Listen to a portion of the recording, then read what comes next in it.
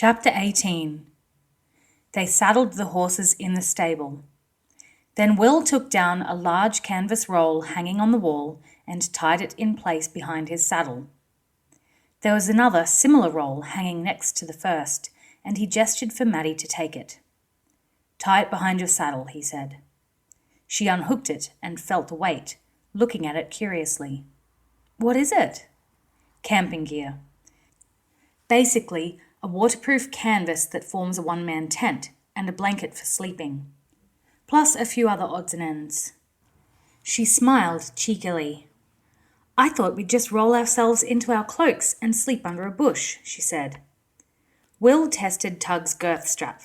The little horse was fond of taking a deep breath when the cinch was being tightened, then letting it out again once it was done so that the strap became loose. "You can do that if you like," Will said. "I prefer to stay warm and dry, and it looks like rain." She tied the canvas roll in place. While she was doing so, Will led Tug to the front of the cabin, went inside, and put together a sack of provisions: coffee, bread, cheese, apples, dried beef, and a few vegetables. If they wanted fresh meat, he'd have Maddie get some with her sling, he thought. At the last, he placed his standard pack of spices, seasonings, and cooking ingredients in the sack, then went out to join his apprentice.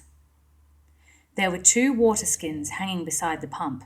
He gestured to them. "You can fill them," he said. Maddie moved to do so as he swung up into the saddle. Tug twitched his ears and looked at him inquisitively. Will shook his head. "Later," he murmured. Maddie looked up from her task, soaking her sleeve with water as she took her eye off the gushing liquid. "Did you say something?" He shook his head. "Just clearing my throat." She passed him a water skin and tied one to her own saddle bow. Then she mounted as well. Sundancer pranced a few steps, ready to run. He hadn't been out in a day or so, and he was full of energy and enthusiasm, as was his rider.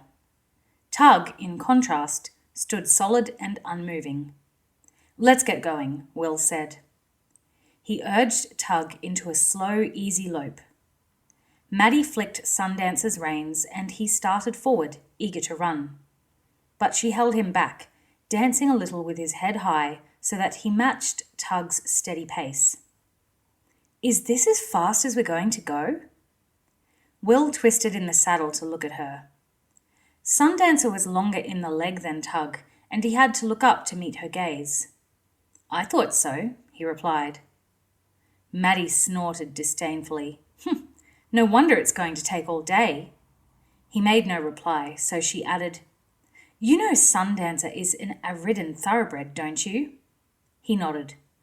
"Aridans are fine horses. They're fast, too. I've heard people say they're the fastest horses on earth." Tug rattled his short mane and made an impolite belching sound. For a moment, Maddie looked at the little horse in surprise. It was almost as if he were responding to her claim. Then she dismissed the idea. "They certainly can cover ground," Will agreed calmly. They rode on in silence for a few minutes. Sundancer continued to pull at the reins. Maddie held him back. Tug loped on steadily. "He's like a rocking horse," Maddie thought, watching Tug's gentle, steady back-and-forth motion.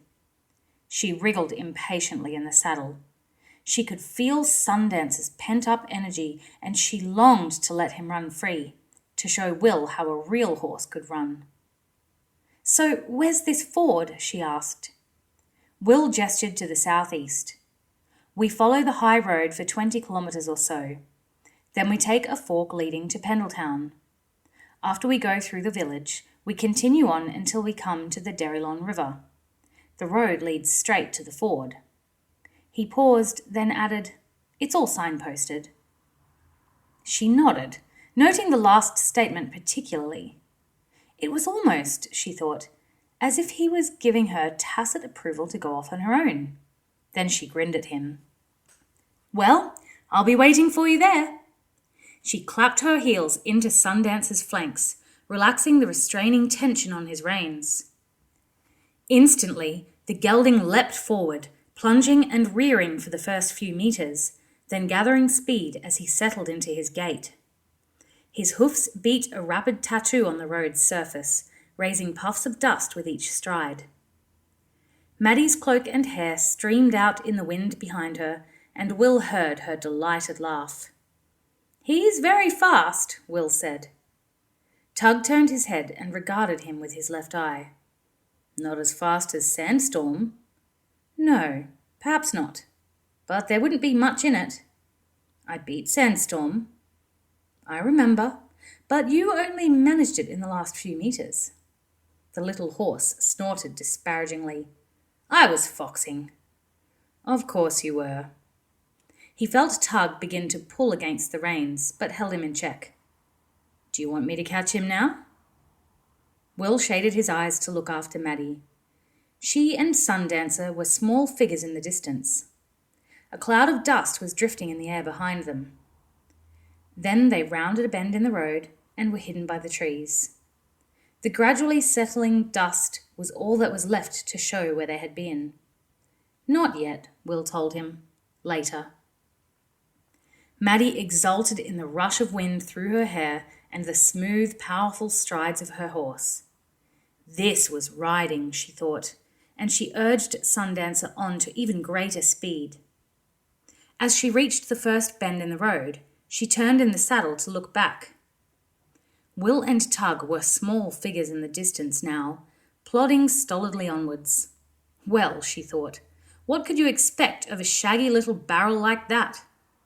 Over the years, she'd heard people talk of ranger horses with a certain degree of awe. Now that she'd seen one at close quarters, she couldn't understand what all the fuss was about. And he must be one of the better ones, she said aloud. After all, Will was one of the most senior of all of the rangers. It stood to reason that he would have one of the better horses in the corps, if not the best. She felt a delicious streak of rebellion stirring within her. Will was so capable, so knowledgeable, so superior to her in just about every way. He could track game where there was barely a sign to be found. He could shoot with uncanny speed and unerring accuracy. And his knife work was almost superhuman, fast and deadly accurate. But here was something she was better at. With a sudden moment of honesty, she amended that thought. Her horse was better than Tug, she thought. But then, if she had the intelligence to select a superior horse, why shouldn't she share in that superiority? Sundancer would run Will's little grey pony into the ground, she told herself. And as she had that thought, she decided that she wanted their victory to be overwhelming. It wouldn't be enough to simply beat Will and Tug to this Derrylon ford. They would do it thoroughly, crushingly. If Will said it would take a day to reach the ford, she decided that she'd do it in half that time. She leaned forward over Sundancer's neck. "Come on, boy, we've got a point to make." Sundancer's ears went back and he tossed his head in delight. He loved to run. In fact, he lived to run. It had been bred into his bloodline for generation after generation. He lengthened his stride and accelerated. Maddie yelled in delight. She had never felt him run so fast before. It was exhilarating, and she gave herself over to the sheer, pulse-racing excitement of the ride. Tug continued his steady, measured lope. Dug-a-dum, dug-a-dum, dug-a-dum, went his hoofs on the hard, packed surface of the highway. From time to time, he would turn his head to look at Will, but his rider never responded to these hints. Finally, Tug decided to address the matter directly. "Tell me when you want me to start running." "Trust me, you'll be the first to know." Dug-a-dum, dug-a-dum, dug-a-dum. It has to be said that, ordinarily, Maddie was not the sort of person who would allow her horse to overextend himself. Usually, she was careful to control her mount and ensure that he stayed within his own limits. But the excitement of the ride, the exultation of the speed that she felt, and the temptation to show Will and his horse how superior Sundancer was, led her into error. They had been galloping wildly for kilometres when she felt the Aridin horse's stride falter. Then Sundancer shook his head and plunged on. But now she realised how hard she'd been pushing him. His flanks were streaked with foam, and his sides were heaving like bellows as he dragged in huge lungfuls of air. She became aware that he was grunting loudly with each breath, and instantly she was overcome with remorse. She reined him in, although he resisted her efforts initially. He was willing to plunge on until he dropped from exhaustion. She drew back firmly on the reins, checking his mindless instinct to keep running, speaking softly to him, gradually increasing the pressure against the bit until he allowed her to bring him to a halt. He stood, legs spread and breathing heavily, as she quickly dismounted, patting his neck and walking round him to make sure he was undamaged. "You're all right," she told him. Thankfully, she had caught her mistake in time. She splashed some water from the water skin into her hand and held it near his muzzle. He pushed his soft nose against her hand and drank. She continued to let the water trickle into the cupped hand. "Not too much," she said. "Not too fast." He snorted gratefully. She loosened the saddle girth and took a square of old blanket from her pack, rubbing him down and speaking softly to him. It had been a near thing, she realised. If she had kept going much longer, she could well have ruined her beautiful horse. When he was rubbed down, she led him to the side of the road and let him crop the grass for a few minutes. Mentally, she kicked herself for coming so close to disaster. It wasn't Sundancer's fault, she knew. The blame lay squarely with her. She was the rider.